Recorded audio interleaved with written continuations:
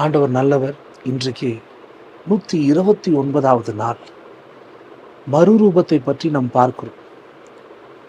ஆண்டவர் மலையில சென்று அந்த மறுரூபத்தின் அடையாளத்தை தேவன் காண்பித்தார். இரவு நேரத்தில் தூங்குறதுக்கு முன்பாக ஒரு மறுரூப அனுபவம். யோசிப்பாங்களே, ஒவ்வொரு நாள் நம்ம உயிரோடு எழுவதே அது ஒரு பெரிய மறுரூபத்தின் அடையாளம். ஆனால் அப்படி எழுற நாம் தேவனுக்காக என்ன மறுரூபமாக ஆவியில், ஆத்மாவில், சரீரத்தில் என்ன வெளிப்படுத்துகிறோம், அதை மையப்படுத்தி தான் 10 ஜெப குறிப்புகளை ஏற்படுத்தியிருக்கோம். கீழே தெரிகிற அந்த வாட்ஸ்அப் நம்பருக்கு ப்ரேயர்னு ஒரு டெக்ஸ்ட் அனுப்புங்க. இப்போவே நான் அதை உங்களுக்கு அனுப்புகிறேன். விசுவாசத்தோடு ஜெபிச்சுட்டு படுங்க.